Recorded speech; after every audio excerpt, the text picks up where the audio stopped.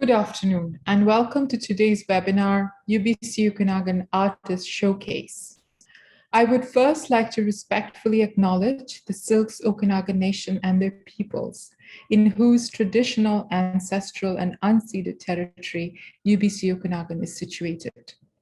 I would also like to acknowledge that you are joining us today from many places near and far, and I acknowledge the traditional owners and caretakers of those lands. My name is Anandya Mukherjee Reed, and I'm the Provost and Vice President Academic at UBC Okanagan. It is a pleasure to welcome you to our event today, which is the final event in a series of virtual events being held in recognition of Asian Heritage Month. Each May, the Government of Canada recognizes Asian Heritage Month as an opportunity for all Canadians to learn about the many achievements and contributions of Canadians of Asian descent who have done so much to make Canada the country we share today. 2021 marks our first Asian Heritage Month initiative at UBC Okanagan. We know that this month comes at an incredibly difficult time for Asian communities around the world, and we stand in support of those communities facing significant adversities.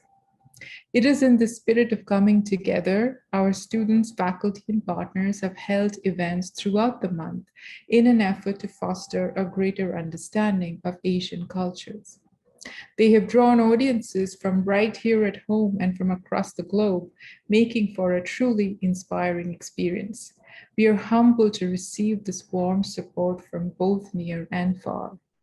Our final event today is a showcase of the work of UBC Okanagan students and faculty in performance, creative writing and media, and visual arts who negotiate the complexities of Asian experience, identity, and heritage. It is my pleasure to introduce the host of today's event, Professor Renee Gami. Renee is a visual artist whose art practice is diverse, conceptually grounded, and employs a wide variety of fabrication processes and materials that range from the impermanent to the enduring, and in various combinations of sculpture, immersive installations, light projection, text, and textiles. Her work engages migration and diaspora research, including the immigrant experience and invisible labor, language, memorialization, social justice, and traditions relative to her Japanese heritage. This broad but interrelated constellation of ideas forms the matrix of her work. Renee received her Master of Fine Arts degree from the School of Art Institute of Chicago, her diploma from the Emily Carr University of Art and Design, and she's also an alumna of the Okanagan School of Painting and Sculpture in Maine. She has exhibited her work across Canada, in the US, and Japan. Over to you, Renee. Welcome, everybody. I'd also like to acknowledge and express my gratitude for being able to create and work on the traditional and unceded territory of the Silks Okanagan people. Thank you, Nanya, for your opening remarks. And also thank you and to the student groups at UBCO for their leadership in initiating this very first Asian Heritage Month program of events at UBC Okanagan.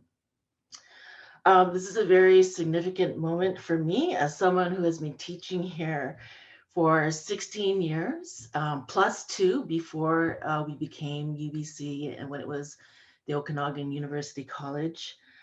And this is a very important initiative, and which I hope is the first of more events to follow as we move forward. Welcome everyone to the UBC Okanagan Artist Showcase, the last event of the program. I just wanted to say that currently there are many Asian Heritage Month campaigns focused on anti-Asian racism, and we're hearing the amplification of Asian voices, particularly in the arts, working to dismantle, protest, and push back. This is very important and perhaps what prompted this event to happen. But it's also a time to celebrate our Asian heritage in all of its diversity, beauty, traditions, contemporary expressions of culture, our contributions, and honoring our families and their historical journeys. I think our event will reflect this in very diverse ways. We're on quite a tight schedule, so I'd like to quickly lay out how this is going to unfold.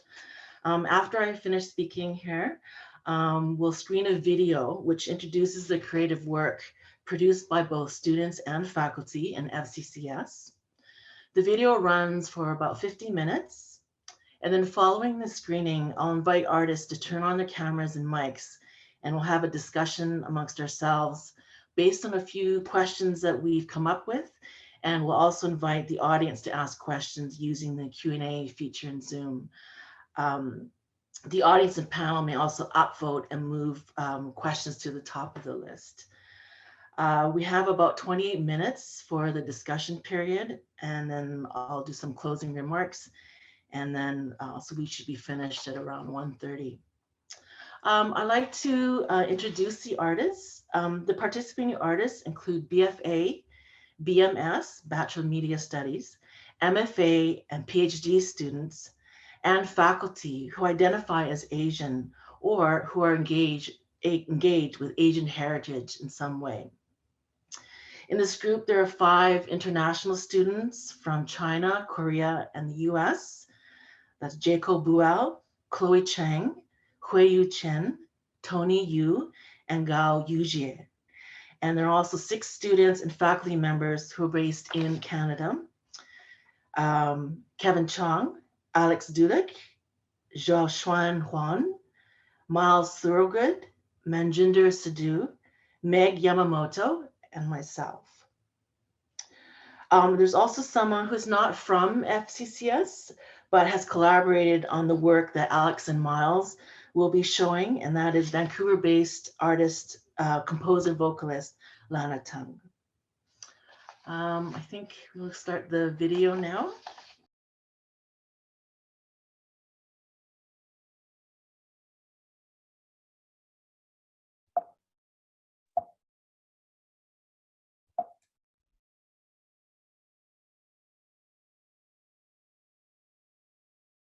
心之距離是一個鄭永熙在2020年設計的投影藝術裝置。這設計源自於思鄉之情，所以設計暫時擺放在他的家裡。設計包括4個同樣大小的正方形擺設，形成一個心形。基隆拿與香港的影片散佈2個角落，代表着雖然兩地有顯著嘅距離，但仍然有不同嘅媒體把兩地嘅距離拉近。日常生活的影片、視頻對話的鈴聲、朋友的笑聲此起彼落，打斷了平淡的氣氛。4個角落迅速換上朋友與家人打招呼和笑容，正是表達思鄉之情。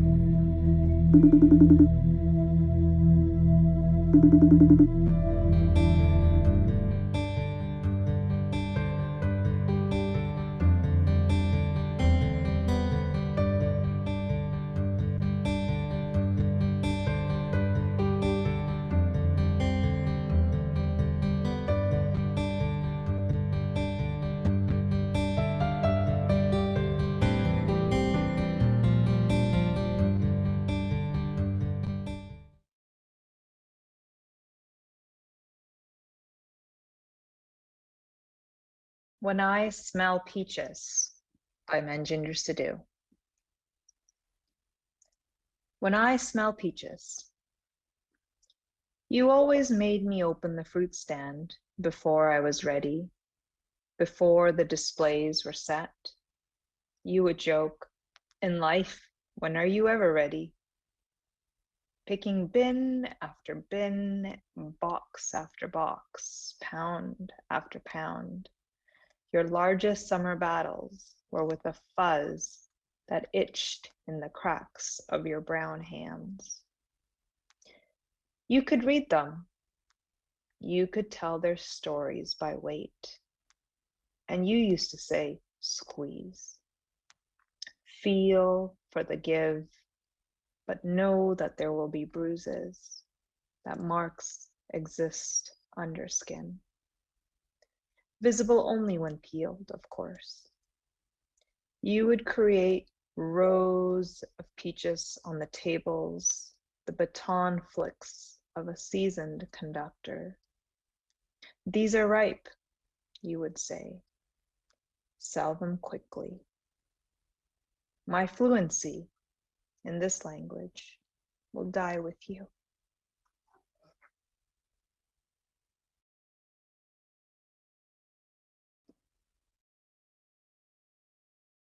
Body as a Discarded Wall Plate by Manjinder Sidhu.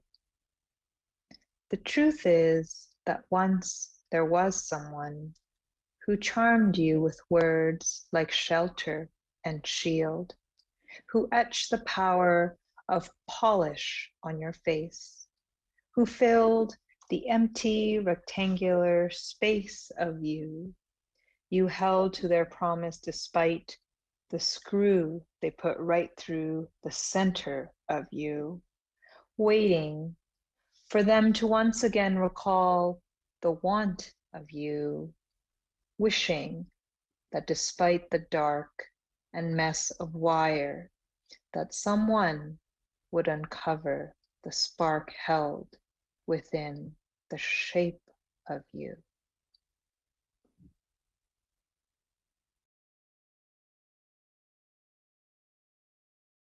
I don't want to, but by Manjinder Sidhu. I don't want to, but I will teach my daughter how to balance all her fingers on her thumb. A bird beak hand before the push. She will shake her head. So I will show her how to squeeze the knuckles, to contract palms flesh, to force the fit. I will nod my head. The body will always flush with this exertion, with this knowledge, for bangles, like babies, leave their own marks.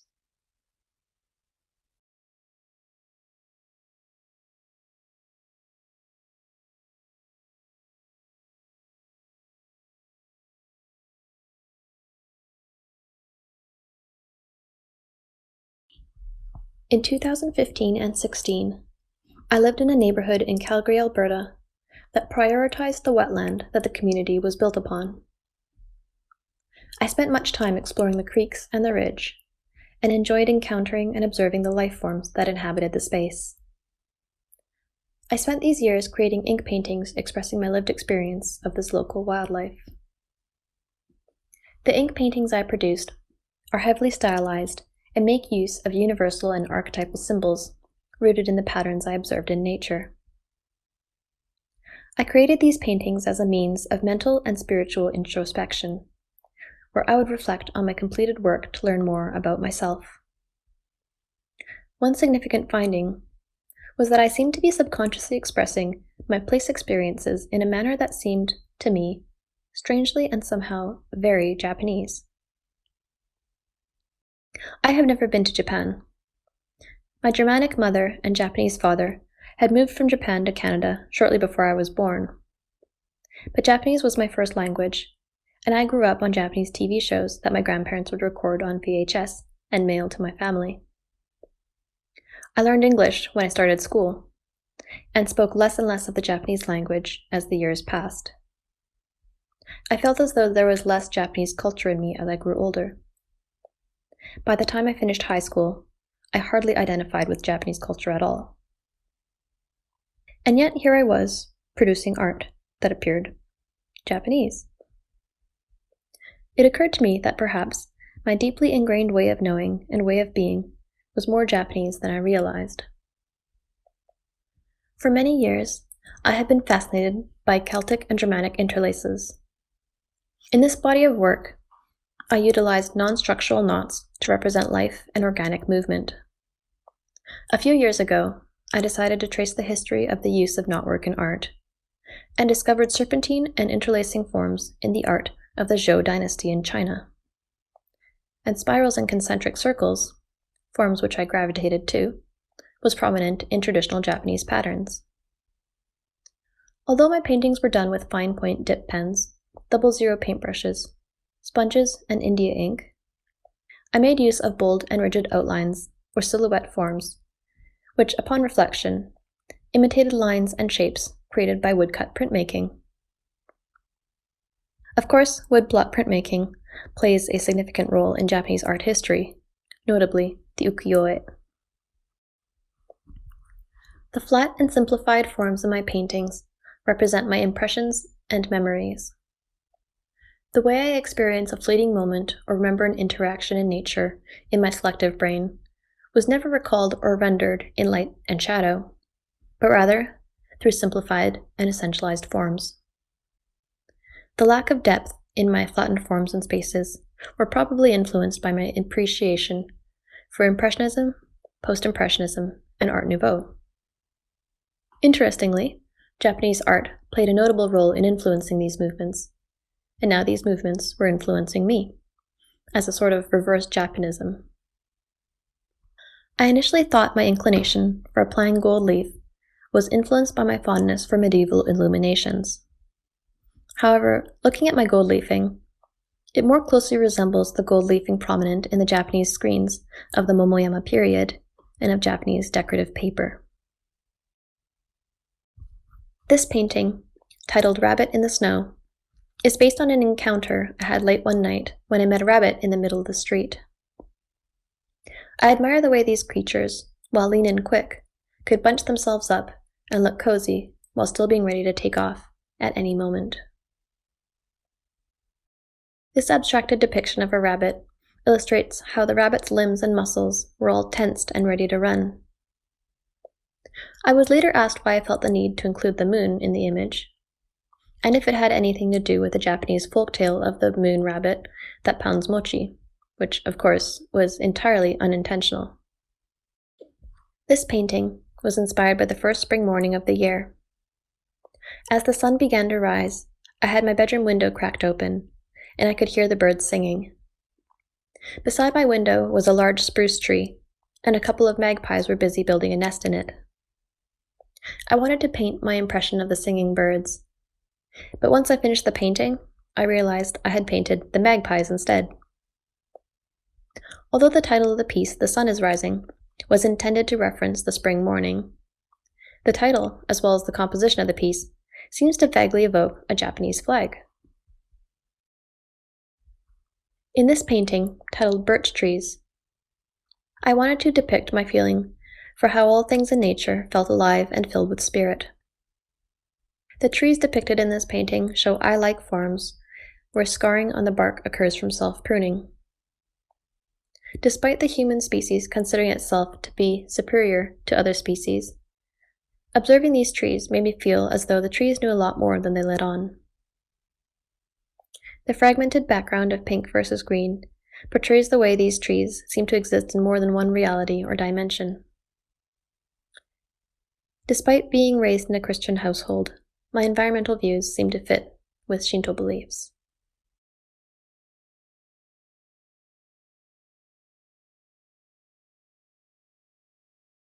I would like to present an excerpt, the first third of an essay entitled White Space.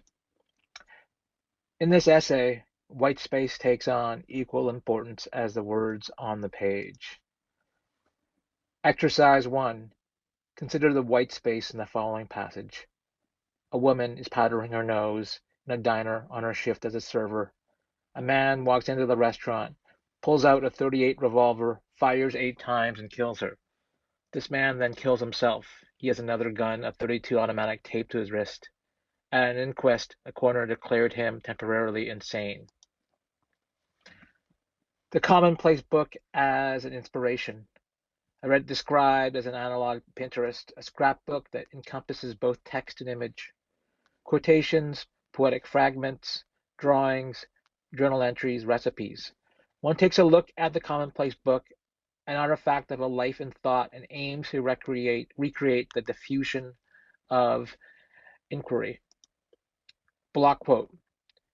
A significant but undetermined number of people in the larger society, particularly those who occupy the white space, typically look on with disgust, pity, judgment, and fear.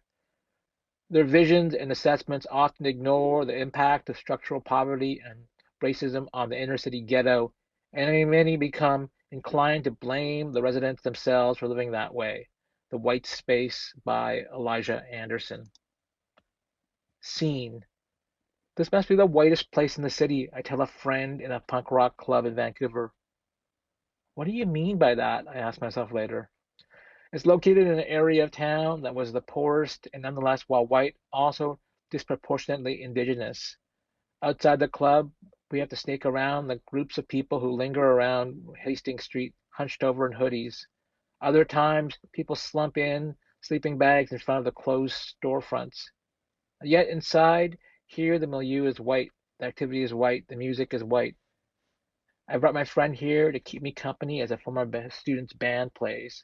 A half pint eats up a third of the space between the band and bar where we watch the performance. When his band starts, some audience members grab their boards and begin riding the half pipe. In my 40 years in Vancouver, I've seen the complexion of neighborhoods change alongside the mental fencing that has kept me envious in some places, and in awe in others, and fearful still in others. I like to think that I've been here long enough to melt into the background. Reflection. Now, when I go out in the evening, I am more likely to run into students than friends who are at home with their families or have been priced out of the city. At the end of the night at the punk club, I see yet another student, this time from a decade earlier, who reminds me that I gave her a very, very generous retroactive extension on a missed assignment that allowed her not to fail out of school. She mocked genuflex in front of me. What does it mean as someone non-white if you're in the white space? Do you colorize it, or does it leave you blanched? Exercise part 2. Compare the unredacted passage with the previous passage. A 20-year-old woman is powdering her nose in a diner on her shift as a server. A man walks into the restaurant, pulls out a .38 revolver, fires 8 times, and kills her. This man, 34 years old, then kills himself. He has another gun, a .32 automatic, taped to his wrist. On his body, 2 letters to her were found. One featured a drawing of a man pointing a gun at a woman. Underneath this image was the caption, "If you don't love me, I shoot." At an inquest, a coroner declared him temporarily insane. White space upholds image over information.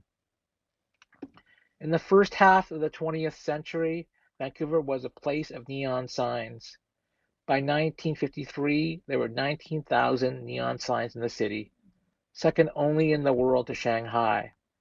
That period saw the introduction of a chain of restaurants called the White Lunch. Its neon signage featured a steaming white cup, a tantalizing promise during the city's dark, wet winters. I'm going to stop there. Thank you very much.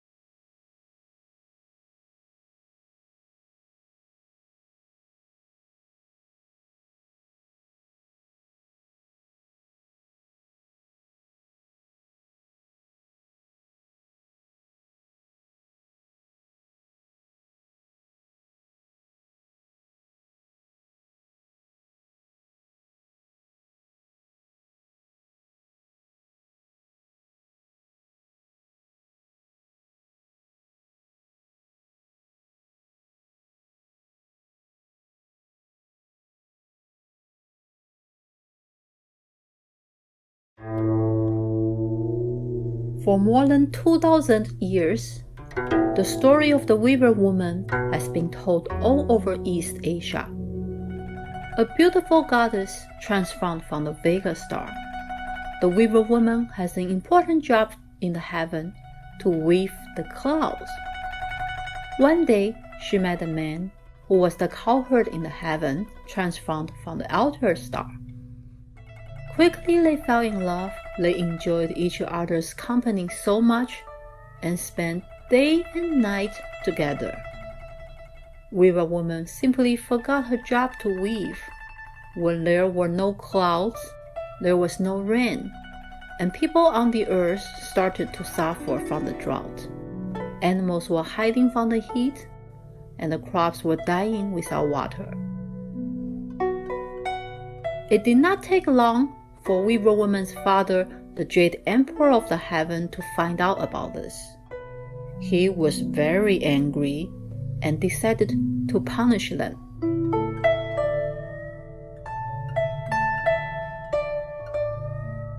He sent the cowherd down to the earth to be born as an ordinary man in a very poor family.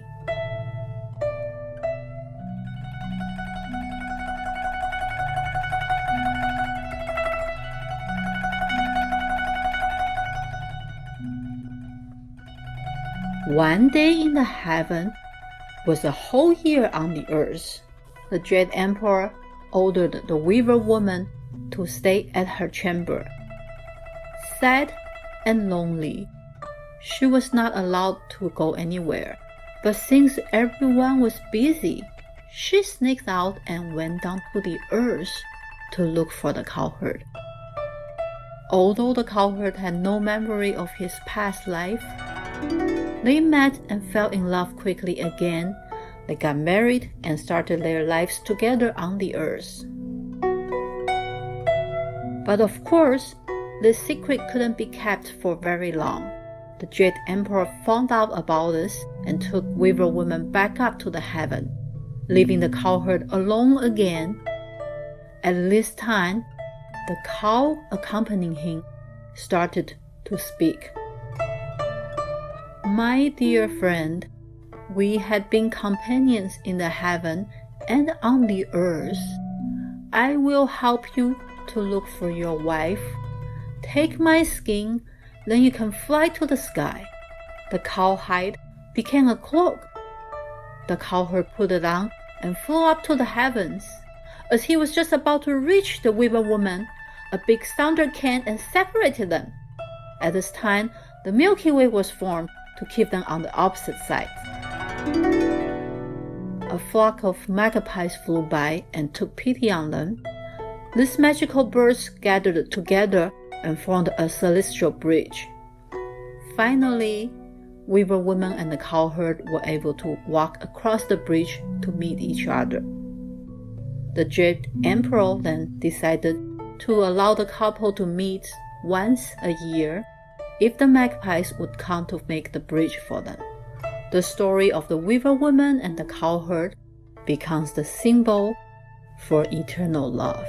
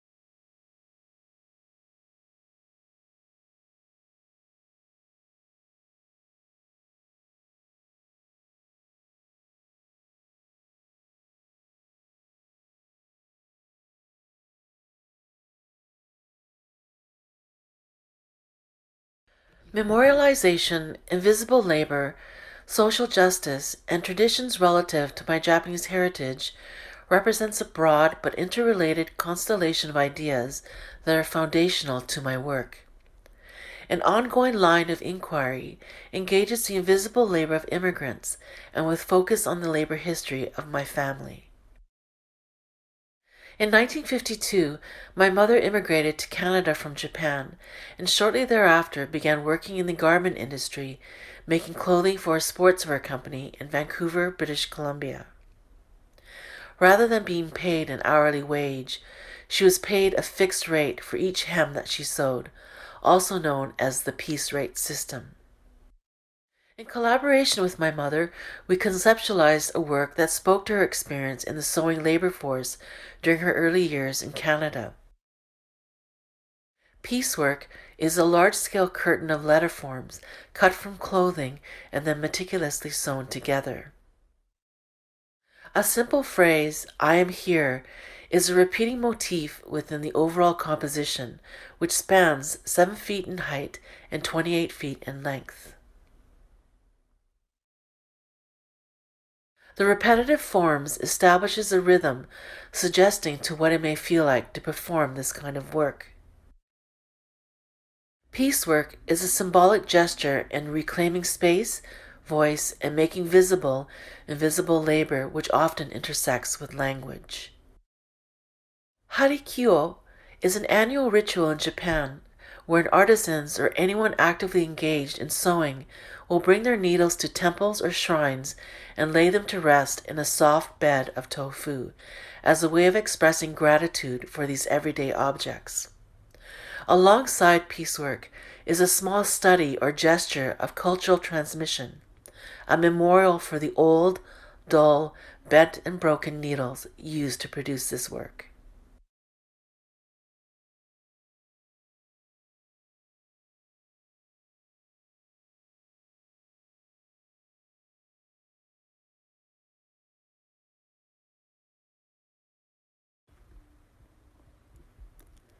我将自己视为一个容器，容纳着需要探索的宇宙，容纳着无边的荒野，容纳着让我成为自己的每一粒尘埃。宇宙无疑是一个谜，荒野充满着未知，尘埃无法被握住，带着存在在我身体容器里无数的未知，以及我所有的去看见、去感受那些使我成为自己的未知的碎片的好奇。我创作，如同我在探索自己的心灵，亦如同我存在着。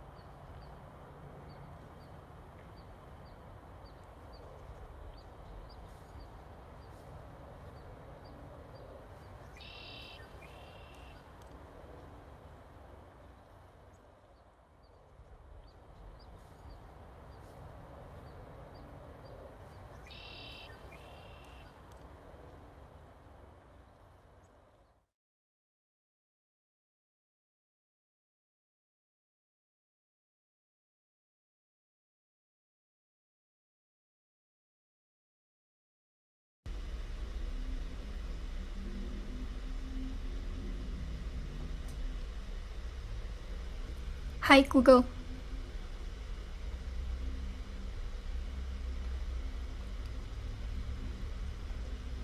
How are you doing today?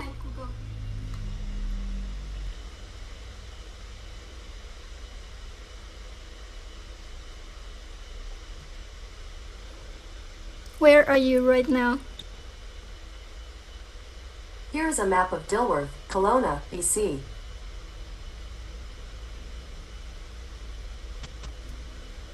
Where is home? Sign in to use your home address.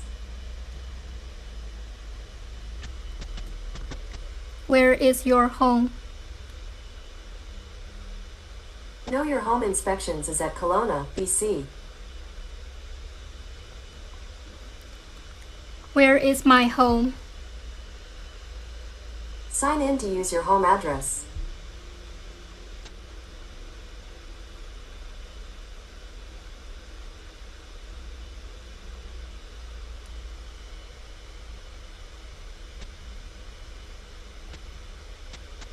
How can I get back to China?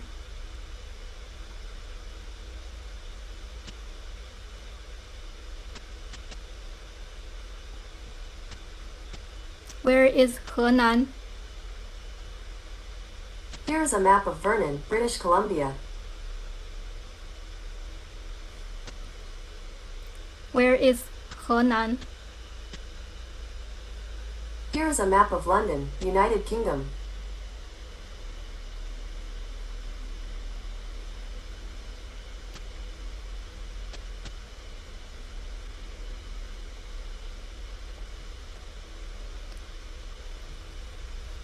How are you doing today?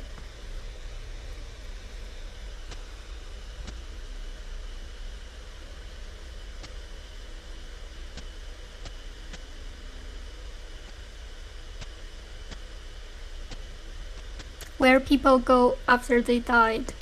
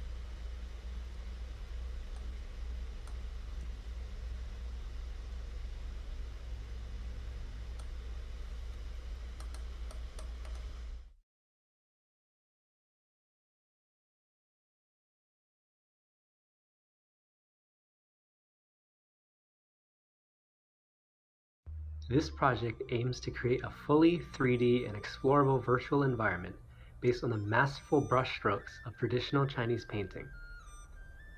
My main inspiration for this piece was my grandfather's Chinese paintings. He is an exceptionally talented painter, painting in the traditional Chinese way.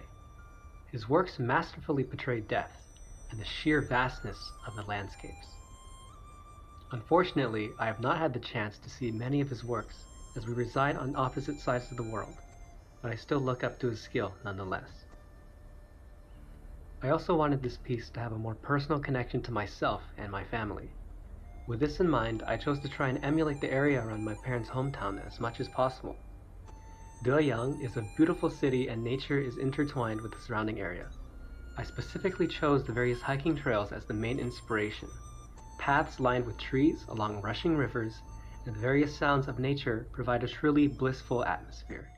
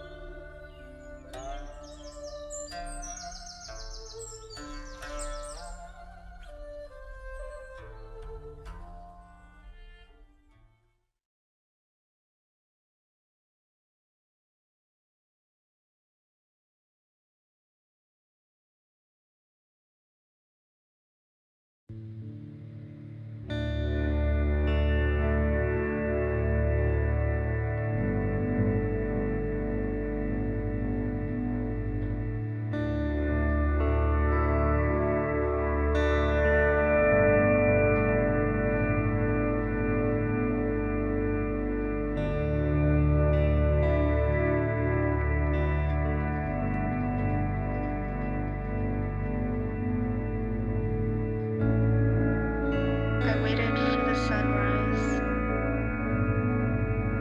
Instead, I saw figures emerging from the fog.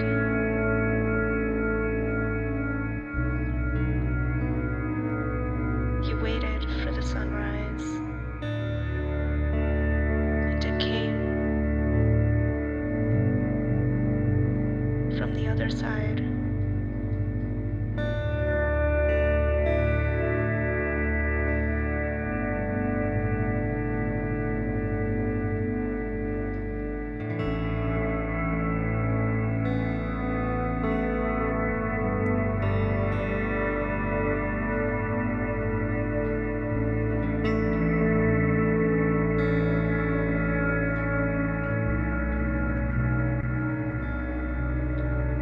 I want to have dreams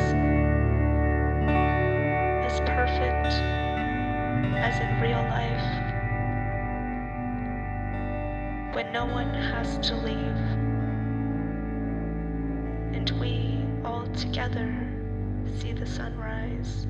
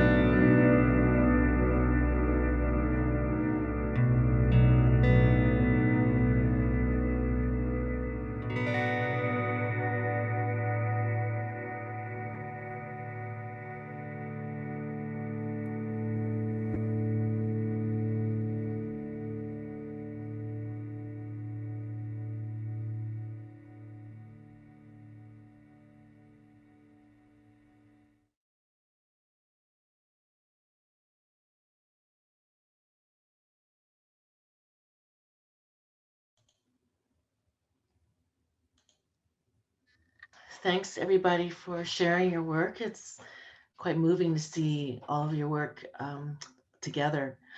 I'd like to invite the artists to turn their cameras and mics on for our question period. Hello. So we've come up with a few questions, and so I'll pose those, and then the audience can also, again, post in the Q&A function on Zoom.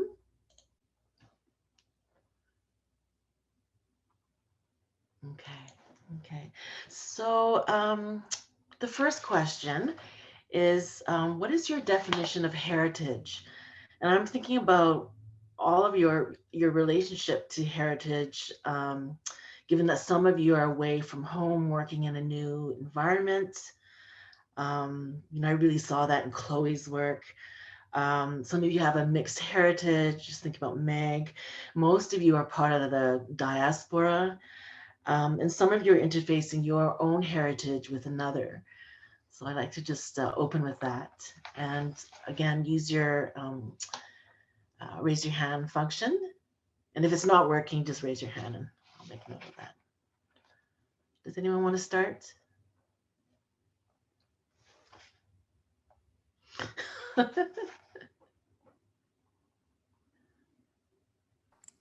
I'll go, Renee. Great. Okay.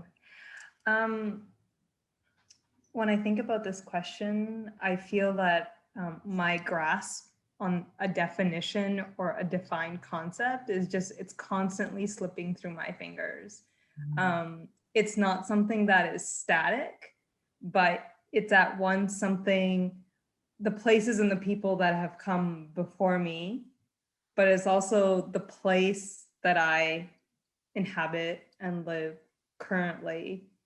And it will become something else in time to the people and the places that I touch in the future.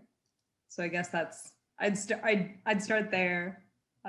It's a very loose, broad stroke, but I'd be really curious to hear what others on the panel today would offer as well.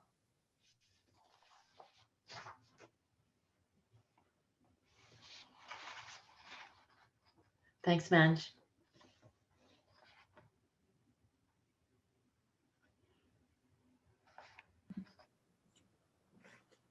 I forgot the shortcut for the hand raise, but here I am raising my hand. Thank you. I feel like something visual that kind of struck me through watching the video today was like this idea of translucencies and like differing opacities and visibilities and invisibilities that I feel like is like a good metaphor for how I interpret heritage personally. It's like this sense of orientation that is kind of like you're immersed in, that you kind of feel this like backgrounding of a feeling that kind of emerges and interrupts, you know, the orientation that you're in right now, this kind of lived embodied thing. It's like, I think it's just like, it's neither pleasant nor unpleasant for me. It's just like always there. Yeah, I feel like that was like really striking for me today, watching all of that. And I connected so much with Chloe, your piece. Thank you so much for that. Thanks, Oshan.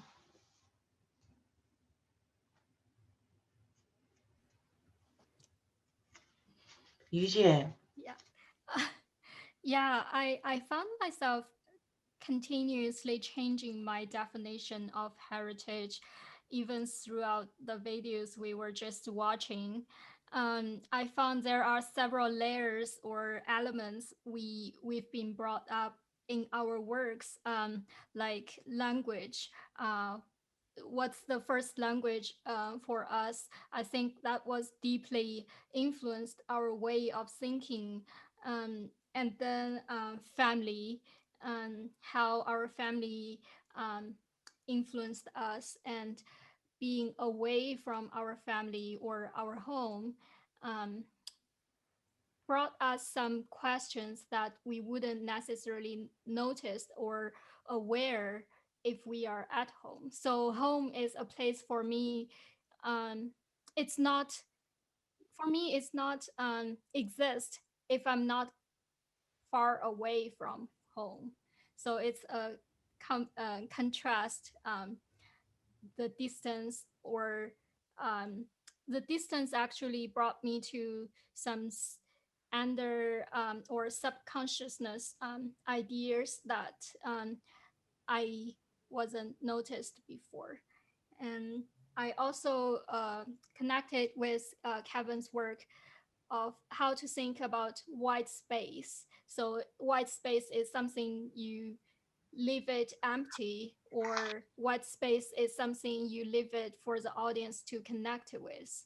So that's that's what I'm having in mind right now.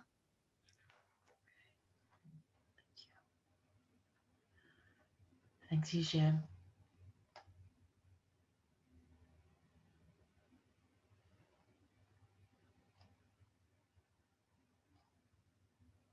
Alex? I guess we can go because there's a pause. I was going to read a quote. Could I ask you to explain the music of heavens for me, sounding the 10,000 things differently so each become itself according to itself alone? Who can make such music?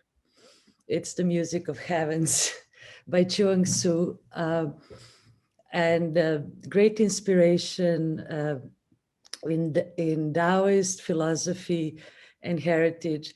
I find both Miles and I grew up in other sides of the world. Miles in Australia, I grew up in Serbia, and came here to Vancouver to study, like some of you guys.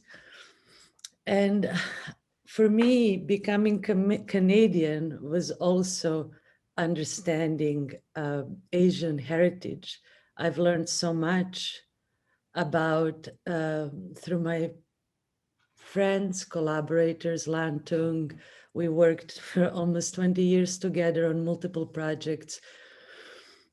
And I find coming from outside as an outsider and learning how to belong, understanding the philosophy, Asian philosophy. I also did my PhD research in Asia, in Southeast Asia, in Bali, and learning about the diversity and, in so to speak, becoming a citizen of the world was one way of, so to speak, indigenizing in Vancouver.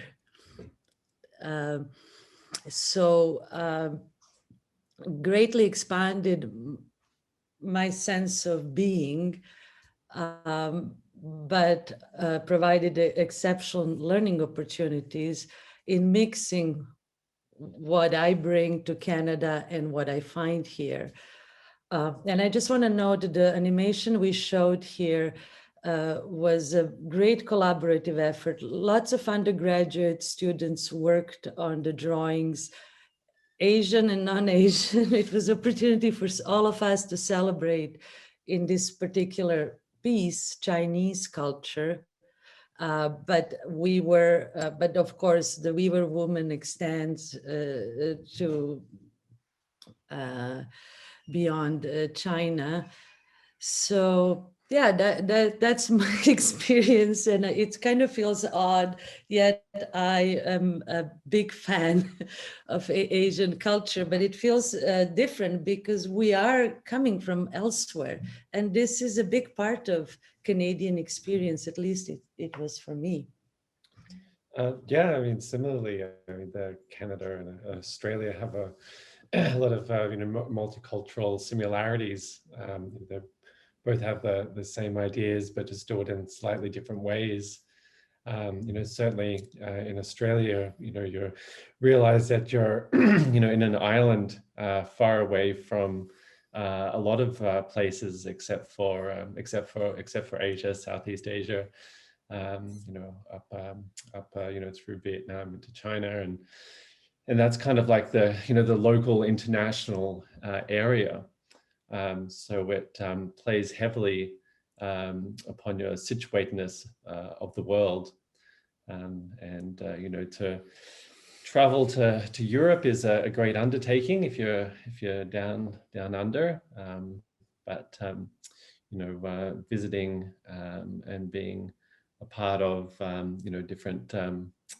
different aspects of Asian cultures and societies is something that's sort of much closer to home, and so it plays into into the multicultural tapestry of the Australian society, as well as the kinds of international relations that we have.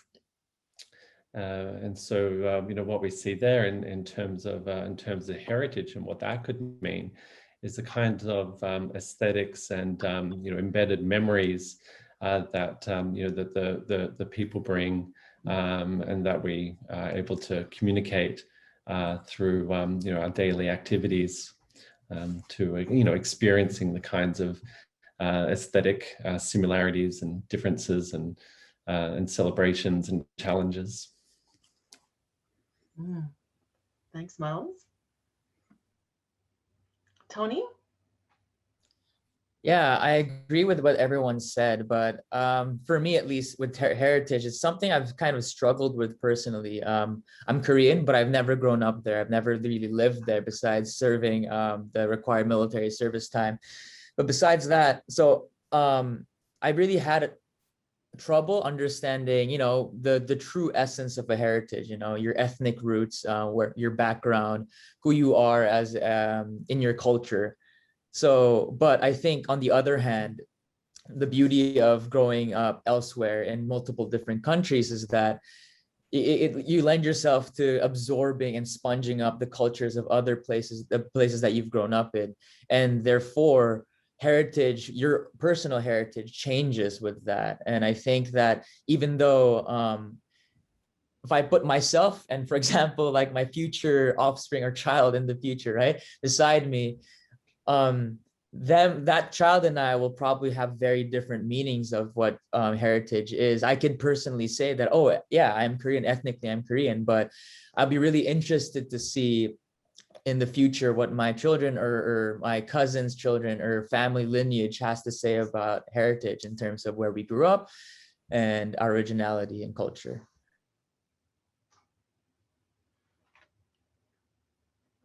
Great. Kevin?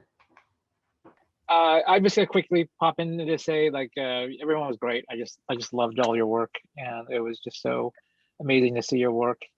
And it was humbling too, like to compare my piece with everyone's fully realized expressions of art. I want to say, in terms of culture, listening to Chloe's piece, I speak Cantonese really poorly, and I barely understood like the opening text. Like I understood a few sort of words, and it's funny because like that's in some ways encapsulates my experience of my culture.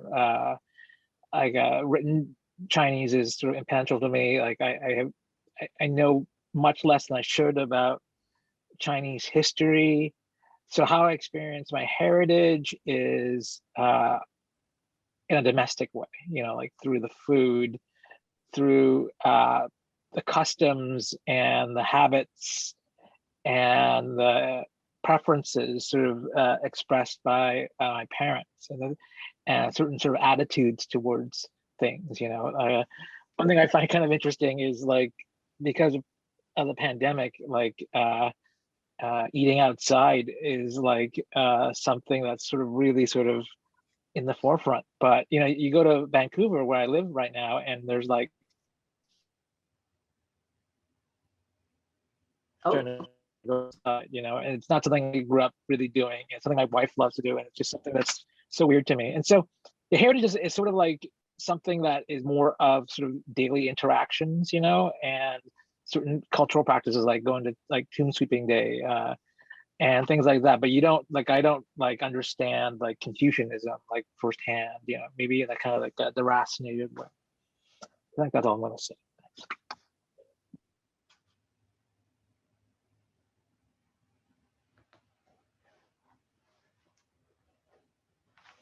Meg, Huiyu, do you want to add anything?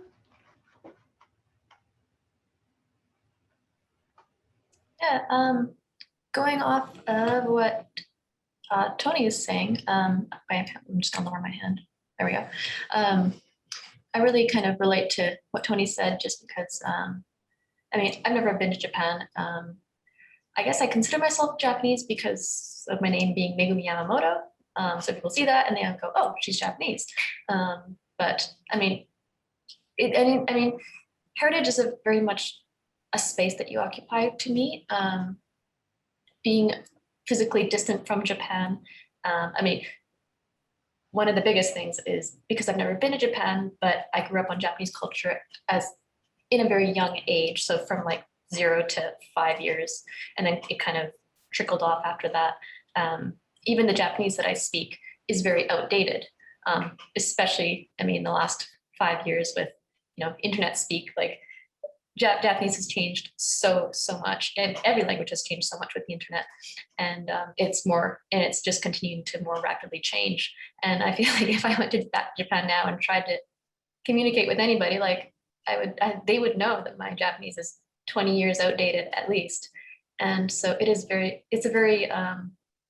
a strange thing, this idea of heritage, because yeah, I mean, I consider, like, yes, I do consider myself Japanese, but there's a lot of ties that are very strangely not connected, I guess. And yet in some other ways, I mean, looking at my art, I mean, there are very definite ways that I am Japanese.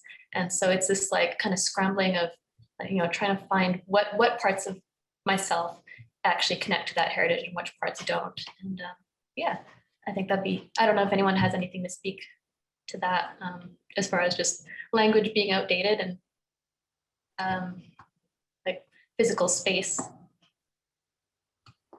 I found it interesting, Meg, how Japanese cultures seem to seep into your work without you knowing it. Mm-hmm. I found that really interesting. You know, I'm just wondering too how you feel about, you know, your heritage, and can you claim that if it's not a lived experience? Sorry, what is the question? You know, I'm posing this to everybody. You know, if you, like, I did not grow up in Japan, except I'm Japanese by parentage, but Canadian by birth. Mm-hmm. Can I claim certain traditions or rituals, even though it hasn't been a lived experience? Does that make sense? Right, yeah. Yeah, I mean, yeah, how do you reclaim certain Japanese traditions if you, like, are you saying, like, I mean, for example, there's a lot of Japanese traditions I didn't grow up on, being only half Japanese. Like on my Japanese side, like everyone was Buddhist. and I've never practiced Buddhism of any sort. So do I have any right to claim any practice or any sort of association with Buddhism, right? Like, to me, the answer is no.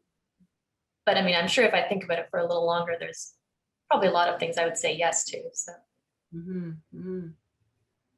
I just want to, Zhao Xuan has entered something in the chat regarding Meg's last comment.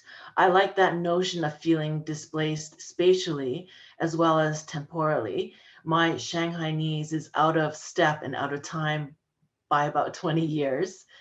The amount of time I was away from, which is the amount of time I've been away from China.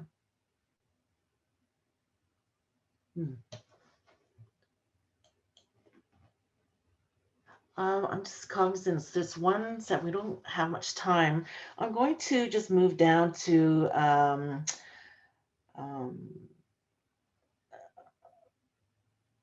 Sherry's question that she had. Are there ways in which geographic locale affects your work, either broadly, such as travel, displacement, migration, or more specifically as a localness, a community, or a chosen family?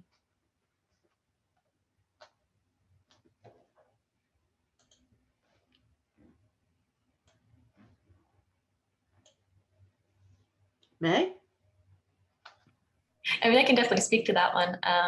My art is primarily about the nature that surrounds me. And I like the idea of, you said the term local family, and a local family that I choose for myself is like the plants and animals that live around me. And I kind of adopt that as, it's more my culture than like other humans around me, I think. That's just the way I am. I mean, you can talk to me about my surrounding and my locality, and I will always talk about, you know, the turtles by the lake, or the wasps building a nest at the garage door. And so that just becomes my main influence for my art, and also for my identity, I think. And my definition of home is very much the plants and animals that I am living amongst. Chloe? So my work, the distance, is consists of two different space, and there's Google Map images and also videos that I've taken during high school to university, because for me to experience life means videoing some of the best moments in life, but at the same time also viewing it from a digital perspective. And that's how I see the world in a way.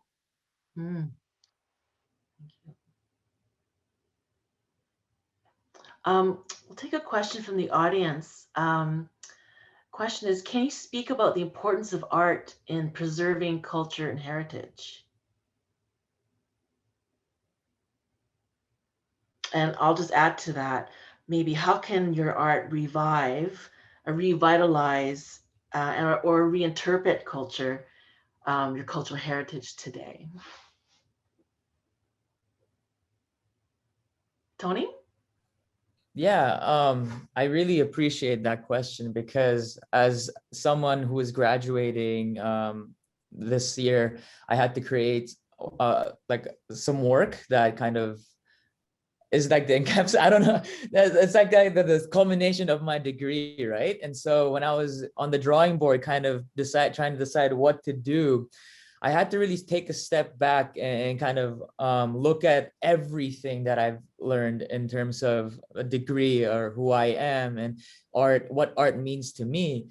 And so something about preserving culture and heritage. For example, I'm Korean, but I specialize and I perform Japanese Buto, which is a very contemporary dance style of Japanese dance, and it isn't really that broadly known or widely accepted due to its very grotesque images and very out there style. And so for me, I guess finding that genuine aspect of what it means to me, and preserving that, and showcasing a dance where showcasing a work where I can make it my own, preserve it and kind of make that culture and heritage my own was very important to me. If that kind of makes sense. It sounded better in my head, I promise. Joshua? Yeah, I love this question. And the first thing I thought of was like how monumental of a task that is. And I think that it's like conversations like this, the kind of like not only space that's being kind of carved out to consider works, but just like I think the task of distributing and like amplifying certain voices too is really important and really critical work that this one library called Queer Reads Library. It's a small initiative run by 3 culture makers in Hong Kong, who it's a really modest, like mobile collection of queer Asian diaspora, like ephemera. Most of the times the things that they collect are one-off kind of zines or ephemera that are, I think, wouldn't last or wouldn't reach kind of like an audience if they didn't do the work of collecting it and yeah, showing it to people at fairs and things like that. It's completely a nonprofit. But I think things like that, Queer Reads Library is run, from what I know, by Beatrix Pong, Caitlin Chan, and Rachel Lau. And they all make kind of like their own incredible work as well. But I think things like that are also really critical in just like diversifying small voices too. Yeah. Great. We're running out of time soon. I'm just wondering, Huiyu, do you want to say anything, or I don't want to put you on the spot. You can decline. Yeah, thank you, Renee. I feel personally the importance of art in preserving the culture and heritage is about, for me, is more about the acceptance of my own identity and the like the day-to-day life experience from the like the connection with the world kind of thing. So yeah, from what I have been doing, I feel the art for me is to like build a connection with me and the world and the culture and also the heritage and also like cultural I don't know, like the cultural heritage buried in our bones or body kind of thing. Yeah. Meg? I'll let Chloe go first because she had her hand up before I did. Oh, thanks. I think when reinterpreting culture as an artist, it's a choice if you want to talk about it or not. But I think in the past 4 years, I've learned that if you don't talk about your own culture, it can be forgotten by the majority. And it can be a time-sensitive thing. When I create this work, when I'm homesick, I might be feeling very differently a year from now and creating it in a very different way. Meg? Yeah, I just wanted to say that I think the beautiful thing about, well, I'm going to speak to visual art because I'm a visual artist, but the beautiful thing about drawing and painting is that it can act as like a sum of a very complex equation for more complex ideas of heritage.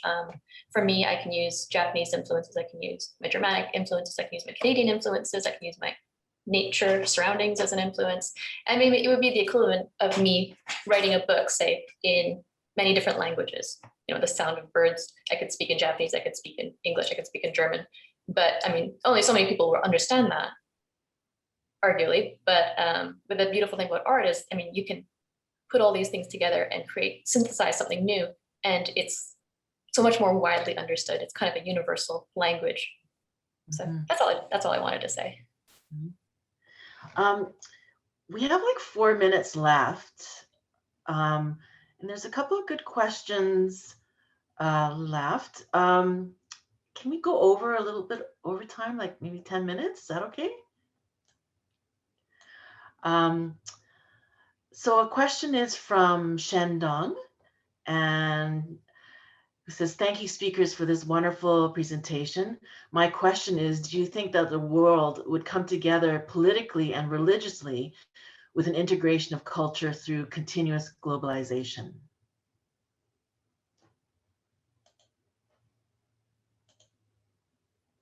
Can I, sorry, I couldn't raise the hand. Go ahead. Can we go on? Yeah. I just want to say this is a really good question, but that's why the quote I read by Chuang Tzu, which celebrates the 10,000 things, each different and singing according to itself alone, as a music of heavens. I think in the time of integration with technology, both Miles and I are media experts, one of our big projects is to preserve the difference, because way too easily the technology, it flattens the difference, and it's the difference that is significant. It is all those beautiful cultural nuances and differences in languages and in the ways of thinking that we want to preserve. So our project is to create technology that encourages the differences and resist that Procrustean bed that where technologies are placing us in the box with the same keyboard and we need to adapt. So how can we build technologies that celebrate and preserve the differences? Because that's the only way really to survive and be resilient and respond to climate change is by preserving the differences and allowing space for the difference. Right. So. Thank you. I'm going to ask one. I have a comment from Shirley Chow. Thank you to all the artists for their beautiful, powerful work. This was incredible heart work, and I look forward to watching the recording when it becomes available. I have one final question. Just thinking about the current wave of anti-Asian racism, how have you been processing this moment that we're living through? And has it affected your practice in any way? And how can art be used to push back on this?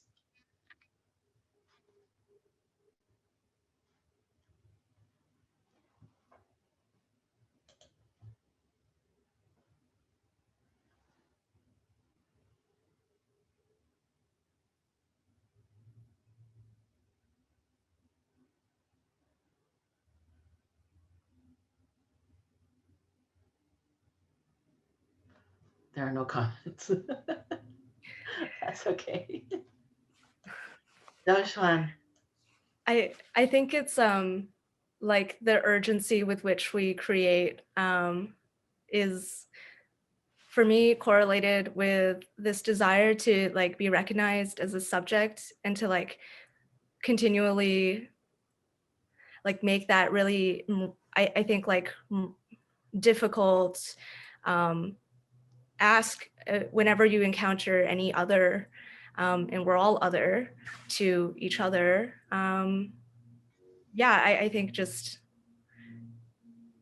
making the effort to like read our surroundings closely, read each other closely, and then dare to like request that ourselves as well. And I think that's kind of like folded into why I make art, because like art making is just an extension, a manifestation of how we live, like how we are as people. I think that feedback is really important. Great answer. Thank you.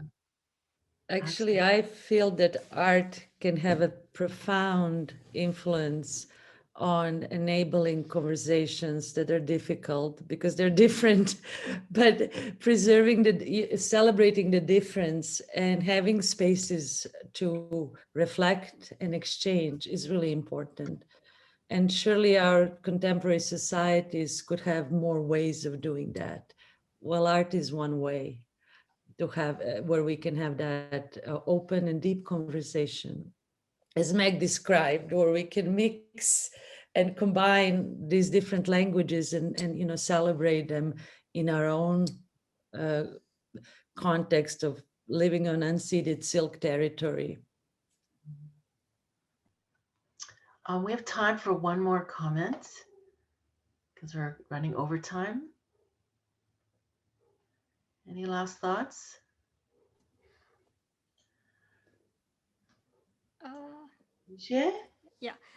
Yeah, I think that it's a really good question to think of. And also for me, if I'm, to be honest, I think I'm in a process of navigation, the complexity of all the things happening around the world. And also like thinking back my own background and identity, and also because how technology in my own practice has been influenced me so much. It's more like evenly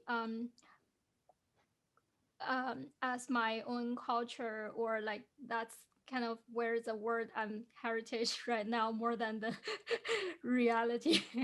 It's like the virtual word. Yeah, and also like all the things I'm feeling that all the things happening throughout, particularly last year and this year, has shaped my way thinking kind of difficult questions or big questions that really influenced my work or my way thinking of doing artwork. And I'm still navigate, and I can feel that it influenced me a lot in a deeper way, but I haven't got the capacity to express that out either through language or through my art practice for now. But I'm looking forward to see how this feeling can take me to or lead me to. Thank you. I'm just going to read one comment from Ji Chung Lam. I was touched by your artful interpretations and expressions of your cultural identity. Thank you for inspiring me and lifting me up today. Rumi was a Persian poet and scholar from the 13th century. Here's a quote from Rumi. Yesterday, I was clever, so I wanted to change the world. Today, I am wise, so I am changing myself. And just quickly, can any of you relate to this quote in your current work of expressions?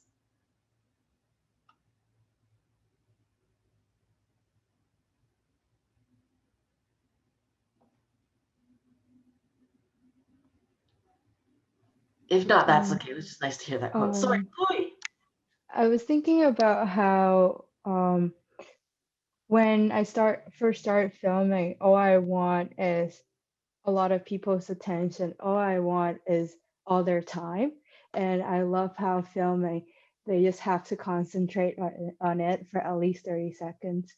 But then I realized if you're doing it for someone else, but without really finding the meaning of it, you can't really convey a message. So by the end, you really have to find out what you're passionate about and then really show that through a lens. Tony. Yeah, and just to riff on what Chloe said as well, and something I keep asking myself, and I keep finding myself come back to, is the question why. When I'm making something or creating something or thinking about something, I always ask myself why. What is the purpose of this, and why am I doing this? And most oftentimes, the answer never comes back to, oh, I'm doing this for myself. I've noticed that it's always to serve a greater purpose, to serve other people, to serve the greater picture of, artistic people as Asian people as well, Asian people as artistic people as well. Yeah, putting that together. But yeah, I think it's always good to ask yourself why. And even though you kind of see that vision, just take a step back and keep asking yourself why. Why am I making this? What does this do to me? Yeah. Great. Thank you, Tony. Yujie. Yeah, can I just add in one more thoughts Sure. to what Tony was said, and also the code is saying in the chat. I think there are two ways in my own practice how I think is one is inside out, one is outside in. So it's a fluid process of thinking of myself and the word and how the word, like the both interactions between inside and outside. Yeah, that's. I think we should close the question period. Thank you, everyone, and thank you to the audience who contributed to this question period. I'm supposed to ask all of you to turn your cameras off, but I'd like you to keep your cameras on. So I just want to take a moment to thank all the audience members who came today. I think this is the first of more Asian Heritage Month celebrations at UBCO, so we hope to see you back next year. I would also like to thank our provost, Anya Maguchi-Reed, also everyone from the office of the provost to help put this event together. That's Kirsten Brook, Janine Wood, Raina Redcliffe. Also our webinar host from Community Engagement and Public Affairs, Sue-Ann Brown. Also thank Kelowna Museum Society for their partnership in developing the programming for the Asian Heritage Month, as well as the students, the student groups that help initiate this event, and anyone else that I may have missed on the organizing committee. I also want to thank my colleagues in FCCS, Joanne Gervais, our media technician who helped put this video together for us, Shauna Aldliston, our communications marketing specialist, Hussein Kashani, who's an associate professor in art history and visual culture, who's also on the organizing committee and instrumental in making this happen for all the artists. And thank you, all of you, for sharing your amazing work and thoughts on Asian heritage and appreciation of Asian culture. Also special mention to Zhao Xuan Huan, one of our creative writing students here, who produced an artist catalog for this event. And these are available at the campus bookstore, there it is, and the Kelowna Heritage Museum, and also the Pulp Fiction Cafe on Pandosy Street. I'd like to, one more thing to do is, I'd just like to highlight a couple events in closing. There's an event this evening. It starts at 7 to 8:30. And I think Kristen will pop in the information in the chat. It's an event called Asian Canadian Artists Against Racism, an Evening for Resistance. It's organized by the Asian Canadian Labor Alliance in BC. It's an evening of performances, community resource sharing, open mic, and resistance actions. That's tonight. Also an artist I know, Henry Tsung, has made this work called the 360 Riot Walk. And on May 29th, from 2 to 3:30, there's a panel discussion based on this work. It's called Talking the Walk, Reflections on 360 Riot Walk. And the 360 Riot Walk project is an online interactive walking tour of the 1907 anti-Asian riots in Vancouver that traces the mob that attacked Japanese and Chinese Canadian communities. It's an amazing project. So that's online, you can access that. And also upcoming is the National Forum on Anti-Asian Racism. It's an event that UBC is hosting. This event will bring together a diverse range of perspectives relating to anti-Asian racism with speakers from across Canada, across sectors, but we'll also examine racism more broadly against other racialized communities. This is a generative event intended to create productive solidarities for change. And one last thing, I'd like to invite you to watch a video called Eyes Open. It's a powerful anti-Asian anti-racism video produced for Asian Heritage Month, and is narrated by Christopher Tse, who is an Asian Canadian poet. And I don't know if that's in the chat, or maybe I'll do that quickly for everyone. It's in the chat. Oh, is it? Okay, good. Oops, there it is. Okay. And I think that's it. Anyways, thank you, everybody. It was great. I was really nervous. But thank you very much, everyone.